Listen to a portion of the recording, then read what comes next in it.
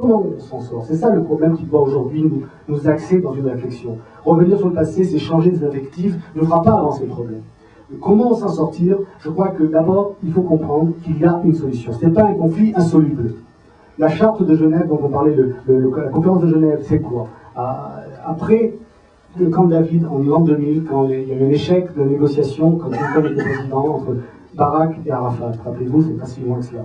Quand l'intifada a explosé, se sont trouvés les anciens négociateurs qui n'avaient pas pu aboutir à Camp David à un accord. Donc entre eux, ils se sont demandé, est-ce que, sur le plan purement intellectuel, est-ce qu'on aurait pu arriver à un accord si on avait eu des circonstances favorables?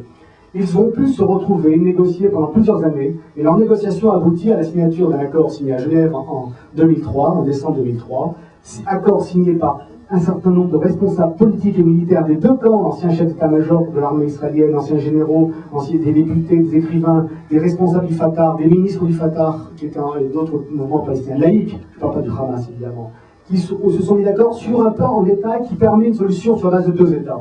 Donc il y a une solution. Arrêtons de penser qu'il n'y a pas de solution. Le problème de ce conflit, c'est pour ça que je crois que quelqu'un, le professeur tout à l'heure intervenu disait qu'il y a un espoir. Je pense que c'est comme ça que moi j'entendais cette phrase-là. Pourquoi il y a un espoir aujourd'hui? C'est parce que les deux peuples, la majorité des deux peuples, ont compris qu'ils ne pouvaient pas éradiquer l'autre. Il n'y a pas de solution militaire. On l'a compris. Israël, avec toute sa puissance militaire, n'a pas pu éradiquer l'intifada. Il a pu réduire l'intifada. On peut vivre avec moins d'attentats et le mur protège. Certes, bon, c'est un autre débat sur son emplacement, mais il protège. On a pu réduire tout cela, mais ça n'éradique pas la contestation, ça n'éradiquera jamais la volonté des Palestiniens de se libérer.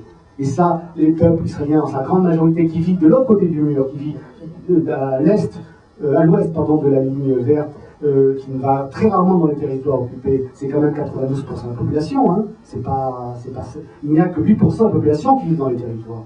Donc 92% de la population, enfin, je dis pas que 92% le pensent, en tout cas une majorité de cette population, les sondages le montrent, est convaincue qu'il va falloir créer un État palestinien. Même Likoud, dans sa charte, enfin dans son programme politique, et dans ses dirigeants politiques, le disent bien qu'il y aura un jour un État palestinien, ils le savent bien. Parallèlement, les Palestiniens aussi, dans la majorité de la population, savent bien qu'ils ne pourront pas éradiquer les Israéliens par la force, quels que soient les attentats qu'ils pourront faire, ça ne les fera pas partir. Et je crois qu'une des conséquences peut-être positives, la seule que je vois de cette occupation, c'est que ces deux peuples qui vivent côte à côte et qui s'ignorent ont appris à se connaître, en tout cas à comprendre l'enracinement de l'un et de l'autre, y compris qu'on ne pouvait pas supprimer l'un et l'autre. Certes, chacun aimerait bien le matin se réveiller et ne plus voir le voisin, mais ça, c'est un rêve qui ne se réalisera jamais ni pour l'un ni pour l'autre. Donc il faudra bien trouver une forme de compromis, et il y a une solution possible. Le problème qui doit nous préoccuper, c'est pourquoi on n'y arrive pas. Pourquoi on sait quelle est plus ou moins la solution, pourquoi on n'y arrive pas. Et quel est le blocage qui empêche cela? Le blocage politique, des dirigeants qui ne sont pas à la hauteur des deux côtés, qui sont assez forts des deux côtés pour imposer une solution, et une communauté internationale qui, je dirais, très laxiste, qui chacun, l'Europe qui n'existe pratiquement pas politiquement, et les États-Unis qui cherchent leurs propres intérêts en fonction de différentes constellations régionales qui peuvent faire des pressions ou pas assez, etc. C'est ça le problème. Donc nous sommes face à cela. Et je crois qu'un mouvement, enfin, d'autres mouvements en Israël qui se battent pour la paix, essaient de faire bouger l'opinion publique parce qu'ils ont compris que c'est le seul moyen, c'est de faire bouger l'opposition. Parce que les dirigeants politiques, quand ils savent que le courant dans l'opinion est pour des compromis, ben, ils mettent en place les compromis. Non, je crois qu'il y a eu des élections. Un gouvernement a été nommé, enfin il y avait un président nommé d'abord, puis ensuite un gouvernement qui a été majoritairement constitué par le Hamas. Aujourd'hui, la situation politique est très compliquée. Selon la loi palestinienne, le président a le pouvoir de destituer son gouvernement, c'est ce qu'il a fait. Il a constitué un nouveau gouvernement, donc qui a été reconnu évidemment par les Américains, par les Israéliens. Tout cela, je dirais, malheureusement, je dirais, c'est la façade. Ma crainte aujourd'hui, c'est que la situation actuelle, elle est surtout la conséquence de la non-politique des Israéliens à l'égard des Palestiniens. Ils n'ont pas aidé Abbas quand il était Premier ministre, ils n'ont pas aidé quand il était président, ils n'ont pas vraiment fait ce qu'il fallait pour qu'il puisse être en mesure de montrer à son peuple que par la négociation, il obtiendrait des choses.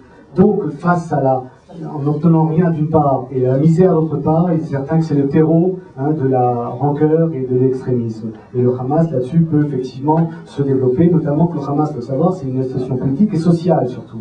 C'est un réseau social d'entraide au sein des populations palestiniennes qui a été développé dans les années 80 avec l'aide des Israéliens qui, à l'époque, voulaient comme cela constituer une opposition au Fatah parce qu'ils ne voulaient pas discuter avec le Fatah. Donc vous voyez un petit peu comment l'histoire peut des fois se retourner 20 ans plus tard. Donc ça montre quoi? Ça montre que souvent les hommes politiques n'ont pas de perspective, ils pensent à 2-3 ans, ils ne voient pas à long terme. C'est un conflit qui nécessite d'avoir du courage, de poser les problèmes fondamentalement et de les aborder frontalement. Est-ce qu'aujourd'hui le gouvernement très faible actuellement qui dirige Olmert prendra l'initiative?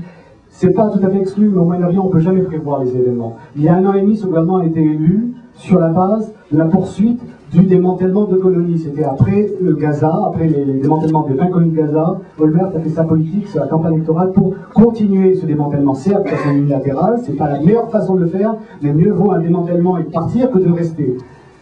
Quelques mois plus tard, le Hamas a été élu, quelques mois plus tard, la guerre de l'été dernier. Ça montre quoi? Ça montre d'abord que les choix unilatéraux ne sont pas les bons.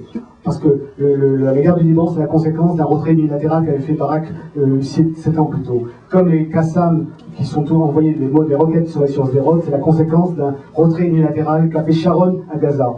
C'est pour cela que la seule démarche possible, c'est une démarche bilatérale avec une négociation. Est-ce que Olmert fera cela aujourd'hui avec Abbas, lui donnant peut-être une perspective politique pour la Cisjordanie? S'il le faisait, ça permettrait peut-être de débloquer les choses, de donner un espoir. Sinon, c'est la porte de la troisième intifada, très probablement. Bonsoir.